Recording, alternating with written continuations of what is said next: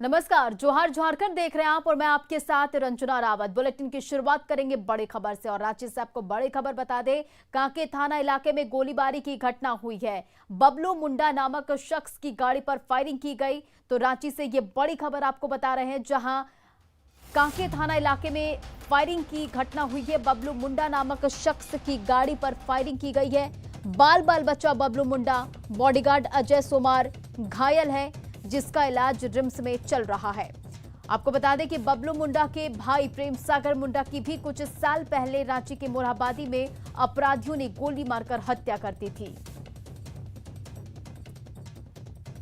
तो ये बड़ी खबर आपको पूजा जो था, मैं और मेरा परिवार और मेरी बड़ी बहन और मेरा एक बॉडीगार्ड, चारों हम आ रहे हैं। और जैसे ही वहां से आए, थोड़ा दूर पूजा करके बढ़े होंगे, आगे से सुमो बिकटा करके गाड़ी पूरा ओवरटेक किया और गाड़ी से ही गोली लगा चलाने।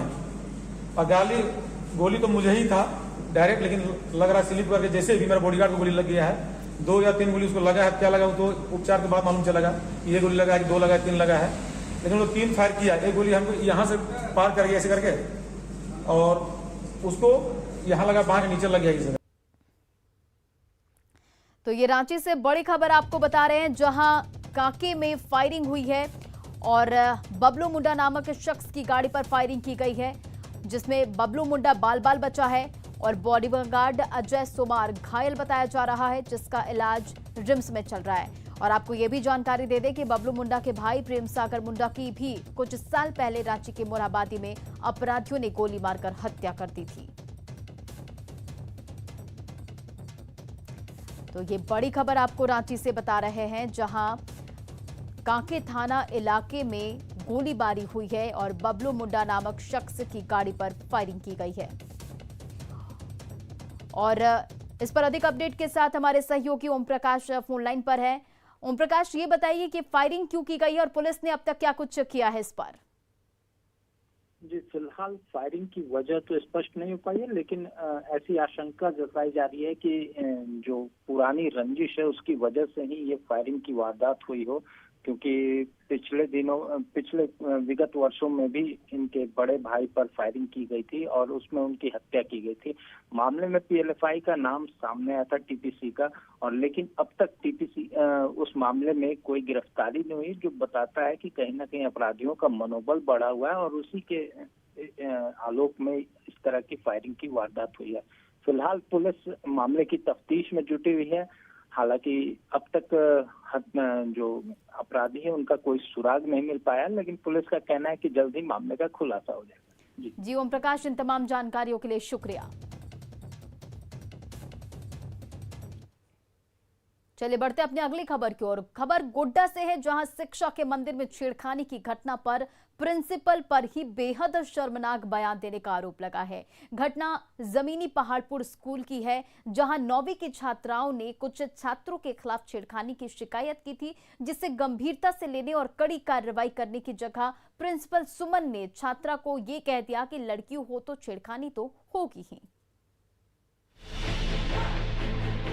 लोगों के गुस्से का शिकार टी शर्ट पहना ये शख्स कहने को तो गोड्डा के एक स्कूल का प्रिंसिपल है, लेकिन इसकी करतूतें पूरे शिक्षक समाज को शर्मसार करने वाली है। इसकी शर्मनाक हरकत सुनकर आप भी सन्न रह जाएंगे कि शिक्षा के मंदिर का महंत भी कभी ऐसा सोच सकता है, ऐसी शर्मनाक बातें कर सकता है। छात्राओं का आरोप है कि जब उन्होंने स्कूल में छेड़खानी को लेकर कुछ लड़कों के खिलाफ शिकायत की, तो इस प्रिंसिपल सुमन ने मर्यादा की सारी सीमा तोड़ते हुए ये कह दिया कि लड़की हो तो छेड़खानी तो होगी ही। सर बोले सुमन से क्या मेरे साथ बहुत लड़का छेड़छाड़ी हुई, लड़का कर रहा था, तो बोला क्या हम सर को जाके बोले ना, बोलता क्या लड़की है तो लड़का कर भी करेगा। कौन सर बोला? सुमन सर। लड़का बोला क्या, अब तुम लड़का सब बोल रहा था, हम लोग घर जा रहे तो बोल रहा था कि बाय बोला, तो हम लोग बोले क्या सुमन सर को बोल रहे ना, के बोलता क्या तुम लोग बोल देती हाय। अब जमनी पहाड़पुर स्कूल के अखाड़ा बनने की पूरी कहानी जान लीजिए। छात्राओं की शिकायत पर जब कार्रवाई के बजाय प्रिंसिपल ने शर्मनाक जवाब दिया, तो अभिभावक आग बबूला हो गए। हो भी क्यों ना, भला जिस स्कूल का प्रिंसिपल ही ऐसी बातें करता हो, उस स्कूल में बेटियां कितनी सुरक्षित होंगी। गुस्साए परिजन स्कूल पहुंचे। पहले तो आरोपी लड़कों की पहचान कर उसकी खबर लेनी चाहिए। इसी बीच प्रिंसिपल बीच बचाव करने आ गए, जिसके बाद परिजनों ने प्रिंसिपल की भी जमकर खबर ले ली, उन्हें गर्दनियां दी, धक्का मुक्की की। वहीं इस पूरे मामले में अब आरोपी प्रिंसिपल सफाई देने में जुटे हैं। हमने उसे बताया कि ये विद्यालय का काम है, विद्यालय प्रबंधन का काम है, विद्यालय प्रबंधन इस मामला को देखेगा। स्कूल में प्रिंसिपल की गंदी बात को लेकर बवाल पुलिस तक पहुंचा। मुफस्सिल थाना पुलिस स्कूल में पहुंची और बीच बचाव कर आरोपी लड़कों को गिरफ्तार किया और पूरे मामले को बेहद गंभीरता से लेते हुए कड़ी कार्रवाई का भरोसा दिलाया। देखिए, जब छेड़खानी का मामला है तो यहाँ पहले स्कूल छोटा मोटा बात होता है तो हम लोग पहले प्रिंसिपल पर छोड़ देते हैं जी, लेकिन इधर छेड़खानी की बात आ जाती है तो फिर हम लोग अपने स्तर से उसका जो कानूनी कार्रवाई प्रक्रिया होती है उसके तहत हम लोग कार्रवाई करते हैं।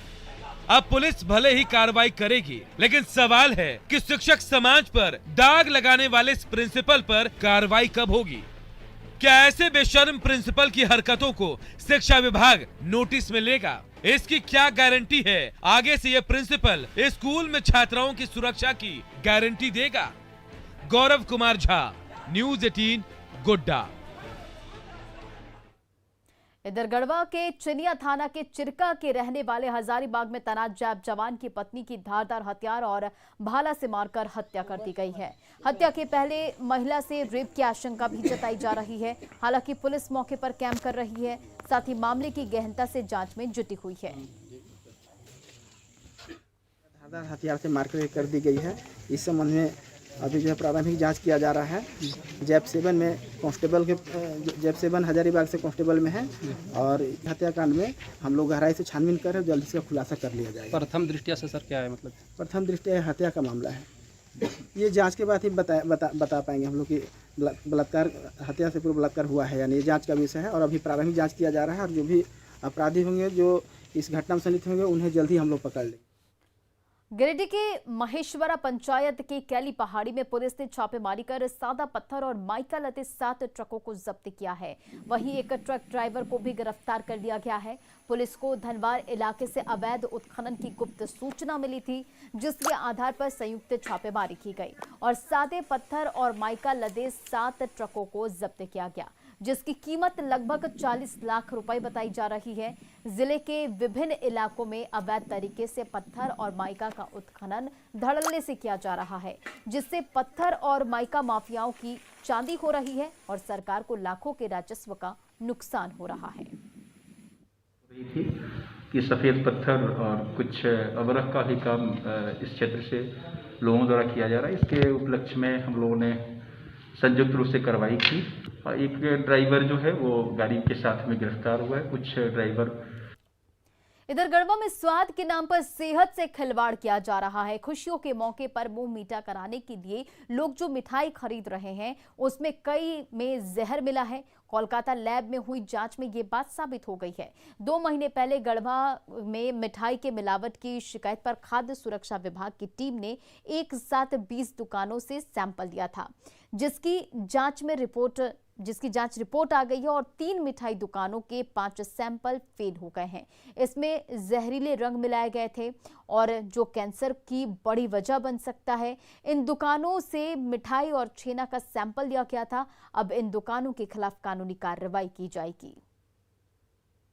स्वीट्स, मनीष प्लास्टिक्स जिसमें मिठाई दुकान भी है और विजय स्वीट्स का सैंपल फेल हुआ है और जायसवाल स्वीट्स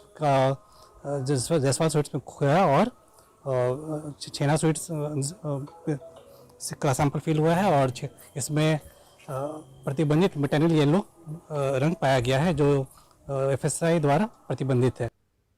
रांची की हेवी इंजीनियरिंग कॉरपोरेशन यानी कि HEC के कर्मचारी बदहाली के दौर से गुजर रहे हैं। 6 महीने से वेतन नहीं मिलने के कारण कर्मचारियों को घर चलाने में मुश्किलें आ रही है। ये रिपोर्ट देखिए।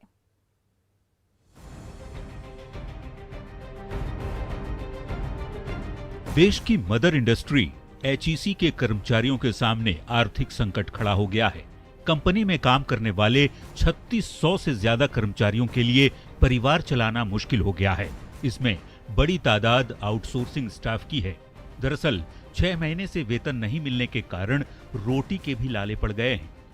ऐसे हम लोगों को नहीं मिला है पेमेंट, परेशान तो है ही। देखें मैनेजमेंट कुछ कर रही है, क्या होता है आगे कार्रवाई। को खाने पीने के लिए आफत हो जा रहा है, इसीलिए एचईसी मैनेजमेंट से आग्रह करेंगे कि कम से कम तनख्वाह दे समय समय पर। रहते हुए नहीं दे रहा है सर पैसा। हम ही लोग जान रहे हैं। बच्चा लोग रोज बोलता है किसी को खाने के लिए नहीं है, रोना आ जाता है। बीते महीने ही एचईसी प्रबंधन ने कंपनी के अंदर कर्मचारियों को स्मार्टफोन लाने पर पाबंदी लगा दी है, जिसे लेकर भी कर्मचारी नाराज हैं। वहीं वेतन नहीं मिलने से उनकी नाराजगी और मायूसी बढ़ती जा रही है। ऐसा इस स्थिति में हम लोग आ रहे हैं कि क्या कहें। अब मजबूरी जान टिका के भी आ रहे हैं, लेकिन आ रहे हैं। लेकिन आप तो मैनेजमेंट तक बात नहीं पहुंचाते, विरोध नहीं करते। विरोध तो हो रहा है, बहुत दिन से यही हो रहा, होते आ रहा है। कम से कम 3-4 महीना हो गया इससे विरोध हो रहा है, लेकिन अब सुनवाई हो रहा है कि नहीं उसका अस्तित्व नहीं जानते हैं। कोई बहुत ही मायूस है और बहुत ही परिस्थितियां विपरीत है। कुछ कहा नहीं जा सकता है क्या होगा नहीं होगा। बीच बीच में संयम का बांध जब टूट जाता है, मजदूर स्वतः आंदोलित हो जाता है और आंदोलन के लिए आता है। प्रबंधन के तरफ से उसको एक आश्वासन सिर्फ दे दिया जाता है, फिर से वापस चले जाते हैं। अगले महीने त्योहार आने वाले हैं। ऐसे में वेतन नहीं मिलने से त्योहार की रौनक भी फीकी पड़ सकती है। लिहाजा कर्मचारियों ने प्रबंधन से जल्द वेतन देने की गुहार लगाई है। ये दर्द है उस मदर इंडस्ट्री का जिसमें कई कंपनियों को खड़ा करने की ताकत है, लेकिन दुर्गा पूजा नज़दीक है।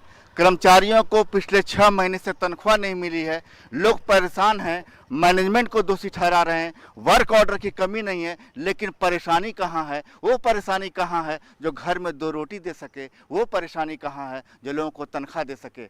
हैरान परेशान कर्मचारी एचईसी के भीतर प्रवेश तो करते हैं, लेकिन उन्हें ये नहीं मालूम कि तनख्वाह मिलेगी तो कब। संजय कुमार सिन्हा, न्यूज़ 18, रांची। राज्यपाल रमेश बैस ने हजारीबाग में विनोबा भावे विश्वविद्यालय में एक मल्टीपर्पज बिल्डिंग का उद्घाटन किया है। इस बिल्डिंग में कई इंडोर गेम के साथ ही जिम और कई अन्य सुविधाएं भी उपलब्ध हैं। इसके साथ ही राज्यपाल ने विश्वविद्यालय के अशोक भवन में स्थित कुलपति कक्ष के निचले तल्ले पर एक बेहतरीन स्टूडियो का भी उद्घाटन किया है। इस स्टूडियो में शिक्षक अपने व्याख्यान रिकॉर्ड कराएंगे और छात्रों को ऑनलाइन भी पढ़ाएंगे। इस मौके पर राज्यपाल ने कहा कि आज छात्रों को गुणात्मक शिक्षा देने की जरूरत है। एक विश्वास है कि ये लौ की भांति पुण्य आत्मा अपनी मांगों को लेकर रांची के मोरहाबादी मैदान में डटे सहायक पुलिसकर्मियों ने भी शहीद डिप्टी कमांडेंट राजेश कुमार को श्रद्धांजलि दी। सहायक पुलिसकर्मियों ने श्रद्धांजलि सभा और कैंडल मार्च के जरिए शहीद को श्रद्धांजलि अर्पित की और उनके बलिदान को नमन किया। बता दें आपको, मंगलवार को लातेहार के जगरा पहाड़ में पुलिस नक्सली मुठभेड़ में झारखंड जगुआर के डिप्टी कमांडेंट गंभीर रूप से घायल हो गए थे और इलाज के लिए उन्हें रांची लाया गया था, जहां इलाज के दौरान डिप्टी कमांडेंट शहीद हो गए। कल मुंगेर में शहीद को अंतिम विदाई दी जाएगी।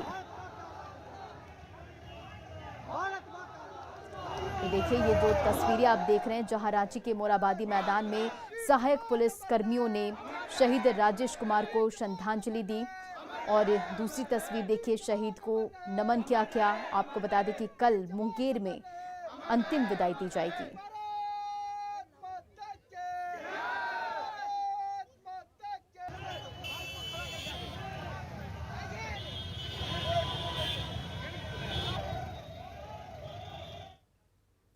झारखंड में अब हार्ट संबंधी रोगों को लेकर बेहतर सुविधाएं मुहैया कराई जा रही है। बढ़ते हार्ट अटैक के मामलों को लेकर स्वास्थ्य विभाग गंभीर है। रिम्स के अलावा ग्रामीण इलाकों में स्वास्थ्य व्यवस्था बेहतर की जा रही है।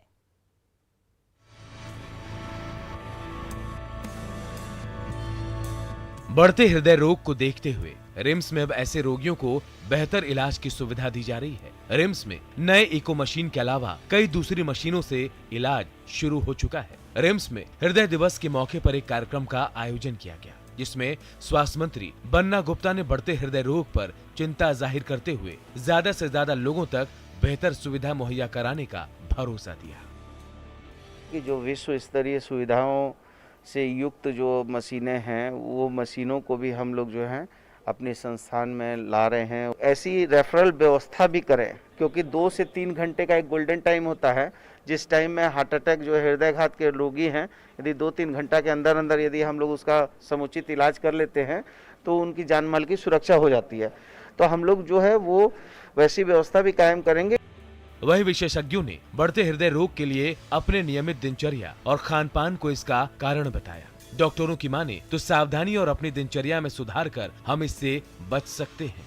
अब तो ये रोग उम्र की सीमाओं को भी लांघ चुका है, तो जरूरी है कि हम सब समय रहते सावधान हो जाएं। वह रिम्स निदेशक ने इसके लिए सभी हॉस्पिटल्स को रिसर्च कर उसे पब्लिश करने पर जोर दिया। आपने कोई रिस्क फैक्टर है, स्मोकिंग है, बंद कर दें। कोलेस्ट्रॉल की अधिकता है, कंट्रोल करें दवा से, फिजिकल एक्टिविटी से, खान पान से। डायबिटीज़ है, कंट्रोल करें, अगेन दवा से, फिजिकल एक्टिविटी से, खान पान से। आपके परिवार में किसी को हार्ट अटैक हुआ है कम उम्र में, तो आप ज़्यादा सावधान रहें। डॉक्टर के पास नियमित रूप से चेकअप के लिए जाएं, साल में कम से कम एक बार।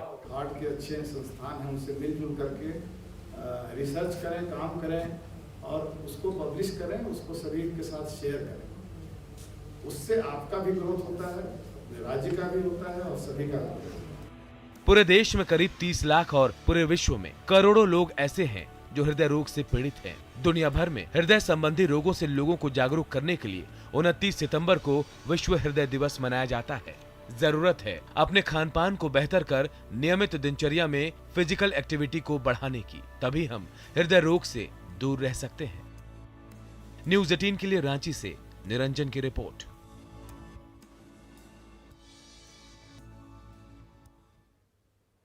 और फिलहाल इस बुलेटिन में इतना ही। बने रहे आप न्यूज़ 18 बिहार झारखंड के साथ।